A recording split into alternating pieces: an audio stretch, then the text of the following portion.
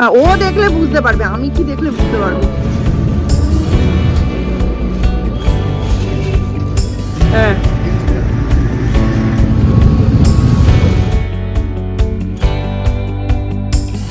Good morning সকলকে। আজকে সকাল সকাল সূর্যের এক্সারসাইজ দিয়ে দিনটা শুরু করলাম। আগামী 25শে মার্চ সূর্যের স্কুল শুরু হবে। একটানা 4 মাস ছুটির পর নতুন জীবনে প্রবেশ করবে ও। বড়টার এই 18 পড়বে এবার। 13 বছরের ডিফারেন্স, কেউ বললে বুঝবে না। দুজনে সারা দিন মারপিট করছে। সূর্যদীপ বিশ্বাস। ও আমার নাম থাকবে না ওর নাম থাকবে? বাচ্চার নাম লাগবে SHOU। হ্যাঁ হ্যাঁ হ্যাঁ। আয়রন ফলিক অ্যাসিড হবে, তারপরে দেবে, বুঝছো? হ্যাঁ হ্যাঁ, ট্রেনিং না হওয়া পর্যন্ত যে কতটা কি খাওয়াতে হবে না হবে। সুন্দর elemental iron and folic acid. এটা কিন্তু সপ্তাহে দুবার করে খাওয়াতে হবে। আচ্ছা আচ্ছা, ঠিক আছে। হ্যাঁ হ্যাঁ, লিখে নাও।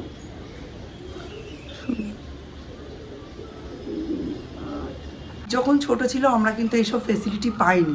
2012-র পর থেকে যখন এই জিনিসটা এত ভালো করে আমাদের মাননীয় মুখ্যমন্ত্রী কন্ডাক্ট করতে শুরু করলেন, তার বেনিফিটটা পেল সৌর্য। কত কিছু পাচ্ছে, মানে সৌর্যর এখন 5 হতে যায় এখন কিন্তু ফ্রিতে iron tonic, folic acid tonic দেওয়া হচ্ছে, ORS দেওয়া হচ্ছে। একটা কথা ভালো করে শুনে রাখো, তুমি আঁকতে আঁকতে যেই আঁকা হয়ে যায় উঠে চারিদিকে ঘুরে বেড়াও।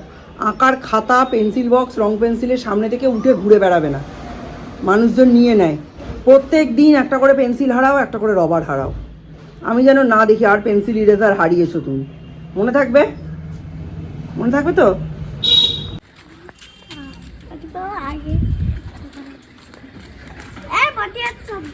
তোর মতো না। আর যখন টয়লেট করতে বেরোবে তখন জুতো পরে বেরোবে, জুতো ছাড়া বেরোবে না।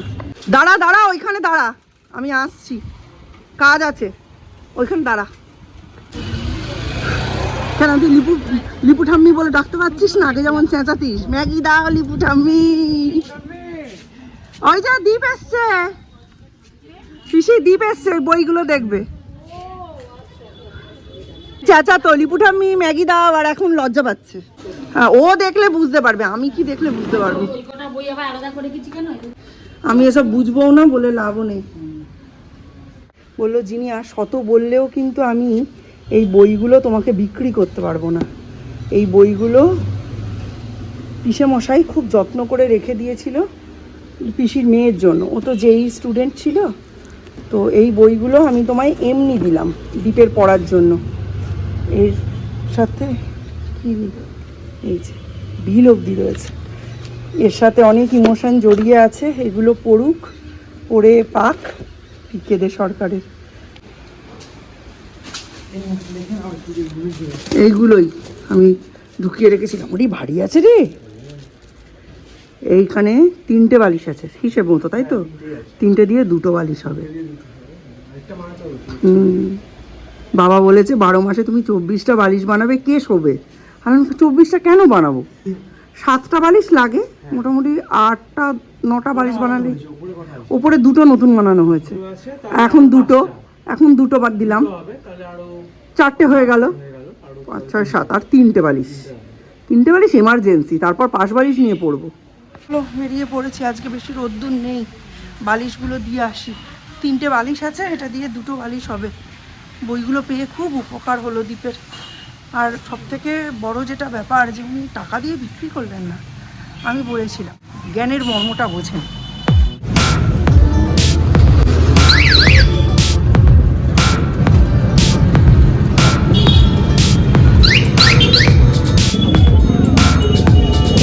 সামনে ডান দিকের দোকানটা যেটা দেখতে পাচ্ছ, ওটাই হচ্ছে কিসমাতদার দোকান। এখানে একটাই আছে। আমি একটু কনফিউজ ছিলাম, অনেক আগে এসেছিলাম একবার।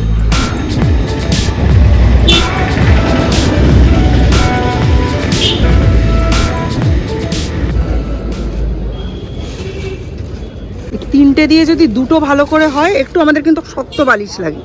হ্যাঁ, 2টোই যদি হয় তাহলে 2টোই হোক, কোনো অসুবিধা নেই। তুলোটা একটু দেখে নিও, তুলোটা সঙ্গে। হ্যাঁ, 2টো করলে তুলোটা একটু দেখে নিও, তুলোটা অনেক পুরনো তো।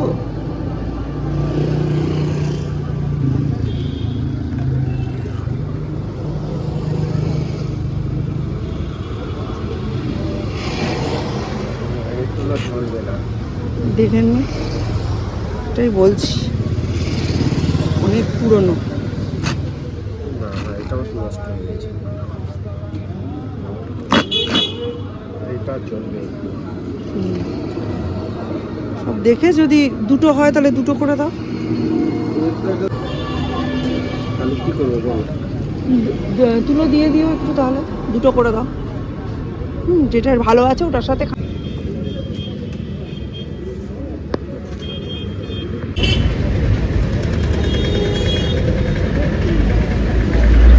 কি অবস্থা দেখো। এই তুলো তো পুরো গেছে, এই তুলোটাও পুরোটা গেছে। এই অরেঞ্জ বালিশটা খানিকটা তুলো ভালো আছে, বাকি পুরো এরকম গুঁড়ো গুঁড়ো গুঁড়ো গুঁড়ো হয়ে গেছে।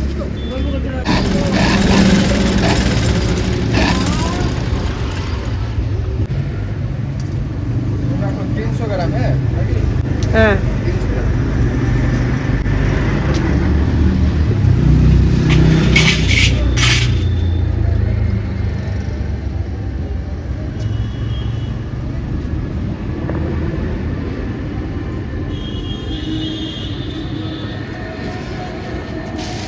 আর কিছু বানাবেন? হ্যাঁ, এখন নয়, মানে পরে, এখন আর এই মুহূর্তে হবে না। এটা তো সবকটার অবস্থা যে খুব ভালো তা না।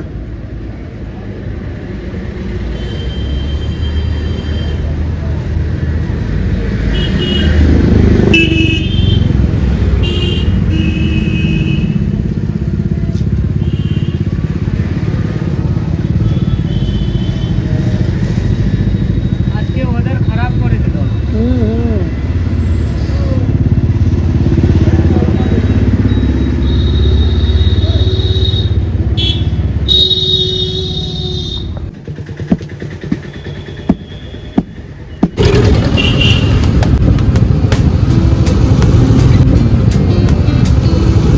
তৎকালীন ব্যবস্থা হলো,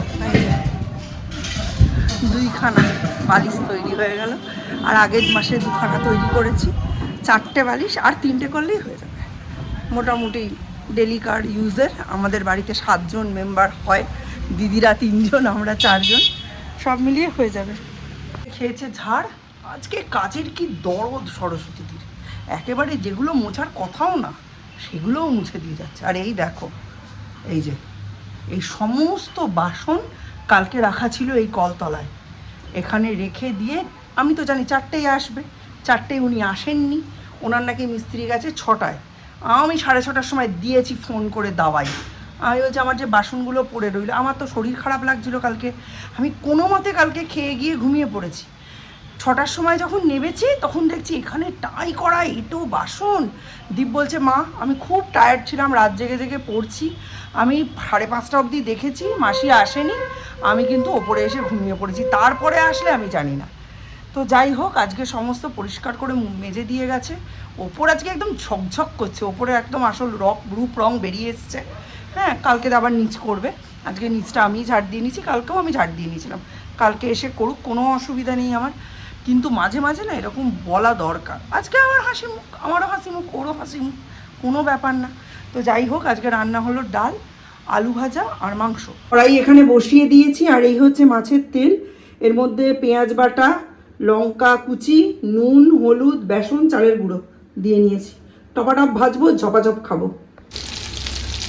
গা দিয়ে এখন বিভৎস রকমের মাছের তেলের গন্ধ বেরোচ্ছে। অ্যাকচুয়ালি আলু ভাজা খেতেই ইচ্ছে করছিল, কম হলো আর আলু কাটতে ইচ্ছে করলো না, ওই জন্য করছি। তবে এই গন্ধতে আমার মাংস খাওয়ার ইচ্ছা একেবারে ধরাধাম থেকে বিদায় নিয়েছে। আজকে দুপুরে আমি আলু ভাজা, ডাল আর ভাত খাবো, মাংস কিচ্ছু খাবো না।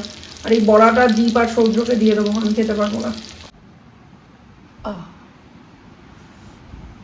এইখানটায় শুলেই না সেই সব দিনগুলোর কথা মনে পড়ে, যে এইবার হয়তো পেটে ব্যথা করবে। পেটে ব্যথা করলে নর্মালি এই সোফাটায় এরমভাবেই শুয়ে থাকতাম। তো এই সোফাটা যে কি আরামদায়ক তোমাদের কি বলবো। মানে এই সোফাটায় একটু শুলেই মনে হয় বাবা আমার কি পেটে ব্যথা করছে, মানে একটা আতঙ্ক হয়ে গেছে। হসপিটাল থেকে আসার পরেও মানে দ্বীপের পাশে শুতে পারতাম না, শুলেই মনে হতো কি আমার খুব পেটে ব্যথা করছে। কিন্তু আসলে ওই ঘরটাতেই তো পেটে ব্যথার সাথে যুক্ত, যে 1 বছর আমি কাটিয়েছি পেটে ব্যথা। সব ওই ঘরটাতেই। তারপরে ও দোতলার বাথরুমে গেলেই মনে হতো কি আমার কি বমি পেয়েছে, আমার কি বমি পেয়েছে। ওই 3-4 দিন শুধু না, যতবার পেটে ব্যথা ততবারই তো বমি, তখনই ওরকম হতো। আর ওই বাথরুমে গিয়ে করতাম, খালি মনে হচ্ছিল আমার কি বমি পেয়েছে। বাপরে ভাব কি দিন গেছে, ওইসব দিনের কথা ভাবলেই আতঙ্ক লাগে। ছেলেটা হঠাৎ করে খুব ভদ্রলোক হয়েছে, সারাদিন ধরে ফিজিক্স পড়ছে। হ্যাঁ, 12-এর ফিজিক্স পড়ে কোথায় তালা দিতে হবে, কোন ছিটকিনি দিতে হবে কিচ্ছু মনে রাখতে পারছে না। আমি বললাম সৌর্য ওপরে রয়েছে, তুই দরজাটায় তালা দিয়ে আয়। ও দরজার তালা খুলে আমার বাড়ি পৌঁছে গেল। সৌর্যকে আনতে বলছে প্রত্যেক দিনই, মোটামুটি বলে সৌর্য ওই বাড়ি থাকে, এই সময় চান ফান করে যায়। মা বলছে এত সময় লাগছে কেন? আমি ছিটকিনি খুলে বাইরে ওই ঘরে কলিং বেল বাজাতে যাচ্ছি, তখন দেখছি মা সৌর্যকে ডাকছে, সৌর্য এই ঘরে মানে বাড়ির উপর তলা থেকে সাড়া দিচ্ছে। চলে এসেছি। আমি তাই বুঝতে পারছি না ছেলেটা বেরোলো আর ঢুকছে না কেন। তো 12-এ যারা 11-এ সায়েন্স নিতে চাও তারা এই অবস্থাটা দেখে সাবধান হয়ে যাও, বহুত ঘটিয়া জিনিস 11-12-এর ফিজিক্স। আজকে কি ঘর মুছেছে সরস্বতী দি, তাজমহল বানিয়ে দিয়েছে আমার শ্বশুর বাড়িটাকে, দারুণ দারুণ। যাই হোক, এসে গেছে তাজমহলের বাঁধি। তো চলো আজকের মতো ব্লগটা এখানেই এন্ড করছি। টাটা বাই বাই, দেখা হবে নতুন ব্লগে।